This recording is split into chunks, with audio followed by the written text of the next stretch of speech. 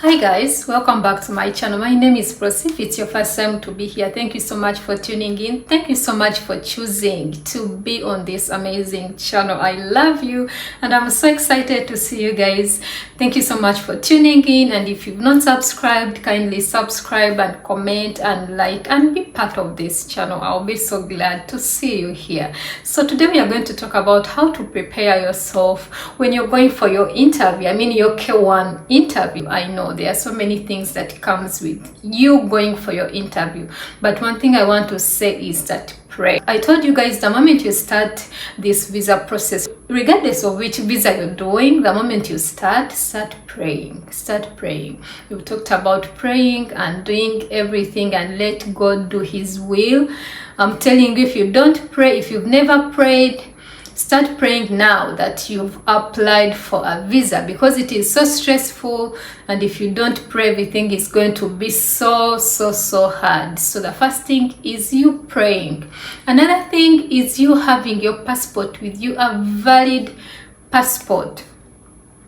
Make sure you have a valid passport, a passport that has 6 months ahead of. Your passport should have 6 months before expiration. So if you're in this process, you want to go for your interview, and then you look at your passport, you have 2 months to go, you have 1 month to go, my dear, you have to make sure your passport still has 6 months before it expires. So if you're not living in your country and you still have an old passport you had before you left your country, make sure you're always updated. You have the passport that is valid in your country. And when you're going for your interview, make sure you go with both passports, you know, the old one and the new one. Just attach them together and the interviewer will know that this is the old one, this is the new one. Usually for us Ugandans, they put holes in the old one. I have 2 passports now, the old Ugandan one and the new Ugandan, but I always attach them like in one thing, so that the interviewer, even when I'm traveling, they can know that I have some stamps from other places I've traveled to, you know. So it's always good to have your passports together when you go through immigration. So another thing I want to say is have your passport photos taken, recent passport photos. Don't go for your interview and then you have the photos of 2000, you have photos of, you know, where someone cannot even recognize you. Make sure the photos you have are the US passport photos of 2x2. Those are the ones that are approved by, you know, the embassies. Make sure they are so recent and you look the same. Make sure you look the same. I personally, one thing I did, I always tell people here on this channel, I had my natural hair when I took those pictures. Yeah, so my African natural hair. So when I was going for an interview, I said I'm not putting any braids, I'm not putting on a wig, I'm not doing anything, I'm going with this hair so that they can know this is me. I don't want them to say, are you the one, are you the one, you don't look the same, because I've seen these things, they always happen. These people, they don't really differentiate us. When they look at a Kenyan, they say, oh, you are the same. When they look at a Ugandan, they look at a Nigerian, when they look, so they don't always differentiate who is who. So they might say, this is another person and you came for an interview and you're different. So make sure you're the same person. If you have that hair, have that hair. Don't put on those African huge hair and then in the picture you look different. In the picture actually I didn't have hair, but now you like, you know. So that is one thing I want to tell you. Make sure you look the same. You can put on any hairstyle you want, but make sure you are the same. So I also want to talk about the medical results. I've talked about this before. Make sure before you go for your interview, your results are already out and you have them. Like some countries, the results are sent direct to the embassy, and some countries you go pick your results from the medical center and then you go with them for your interview. That's what I did. I did my interviews in Abu Dhabi. I was living in Dubai and I did the medicals. I did the medicals in Dubai, so I had to go pick them and then go with them before my interview. So always make sure you have your results, or maybe make sure the results are ready at the embassy before you go for your interview, because if you go without your results, it's going to delay you. Some embassies will even call you and be like, oh, don't come please don't come for your interview because we've not received your results yet. So don't come. When we get your results, we shall call you. And if they say we shall call you, that means it's going to take a little bit of time. You know, the whole process is a lot of waiting. People are always impatient. By the time they go for their interview, they are done. They are totally done of waiting, of being in long distance, you know. So you waiting for that time still for your results to come. It's better for you to go for your interview when you have all the results that are needed. That's what I mean. Arrange your documents so well. Make sure you know which is the first document, the second one, the third one. I think, guys, I'm gonna do a video for you and show you my whole thing, how I arranged it, you know, so that you can know if they ask me for this, it is number 2. If they ask me for this, it is A. If they ask me for this, it is B. You know, it is going to save you a lot of time when you're standing there on that window, so that even people who are behind you, they can, you know, so that it can save time, because there are always so many people waiting for you, but you're in the line, they're asking you for this and you're opening and you don't know where it is. So take some time, even if you're too busy at work. I know these days we are so busy. Take some time off. Arrange your papers so that you know this is this. I have A, I have B, I have this, I have all the documents. We've talked about the documents already, the documents that are needed. You can watch that video. So organize everything, take your time, read through everything so that you can know, everything. Make sure all of them are right, updated, well put together, like you have all the photocopies and you have the originals. And one thing I want to say is keep your things safe. Keep your things safe.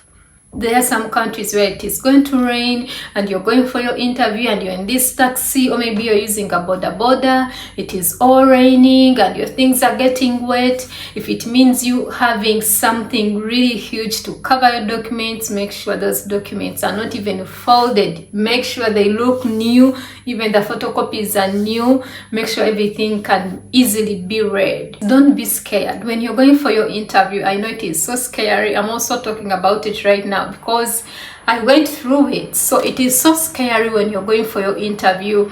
You look at people, they have 2 bags, they have these huge envelopes of this size, they have so many things, and you feel like, goodness, did I even bring the right things?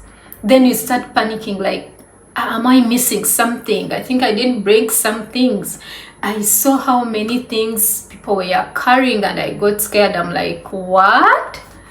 People were having these booklets, like so many huge envelopes, you know, they were carrying them. Like, I'm like, where are they going? Like, what is in there?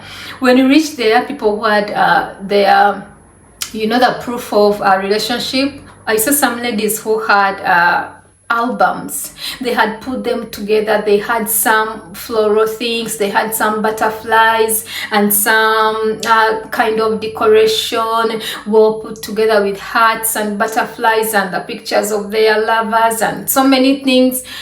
They looked so cute, you guys. They were opening those things. I'm like, what is this? Did I even do anything right? I was looking at my things. I'm like, I have the pictures with me.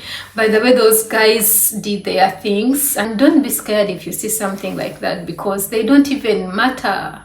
They don't even, these guys, they don't even care how your things look like. If they want proof of relationship, you have your pictures with you. You can just show them. I had some pictures because I printed them on some sheet of paper. So when they asked me for proof of relationship regarding pictures, I had them. I just pulled them out and showed them to the interviewer. So there was no need of putting those flowers and putting butterflies and doing all of that. Plus, I saw people who had done such things and they were not even approved. Why?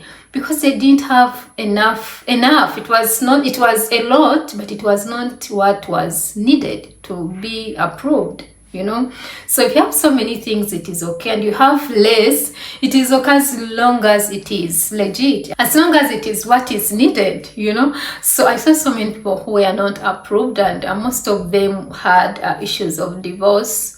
those people, some of them who had these big things and huge bags because of divorce. Maybe they needed some other documents that their previous partners did not sign, they refused to sign them, or they needed more. So those cases were not, like, most of them were not approved. They lacked information. So if you're doing a K1 visa and you have a divorce in it, you divorced maybe the last person you had, I think that part needs a lot of paperwork. It needs a lot of proof to show, like, you're no longer with the other person, you're not in contact, you're not married, you're getting married to this person. So they need a lot of proof when it comes to that part. If in your documents you put somewhere like, I'm not married, we are single, yeah, but this is my fiance, and then you have pictures of you, maybe like, us, like in Africa, we do a kuchala, we do introduction before the wedding, those pictures, the traditional way of doing things. These people at the embassy, they can't understand those things, that he visited, he introduced, he was introduced. They don't know those things. For them, they will think you're married and you're married. So this is what I want to tell you guys. Even if you're Ugandan or you're Kenyan, or as long as you're coming from Africa, for us, we have these traditional things that we always do, weddings and stuff. If you have those pictures and you're going for your interview, don't show those pictures, because they are going to think you're already married. And then your documents are saying you're applying for K1 visa, meaning you're applying for a wrong visa. You should be actually applying for a spousal visa. So don't show those pictures. Don't even tell them you introduced. Don't even tell them he visited and you did functions and you did this and you did that. Yeah. Because they will not understand it, and it is not even like marriage. Show the engagement pictures and other pictures that you have. Before you go for your interview, make sure you know where the embassy is and how long does it take you to go. If you don't have a car, and then you don't have anyone to take you there, you don't have even money for the taxi, and you're still worrying, like, what am I going to do that day? Am I going to take a boda? Am I going to do this? Am I going to take Okada?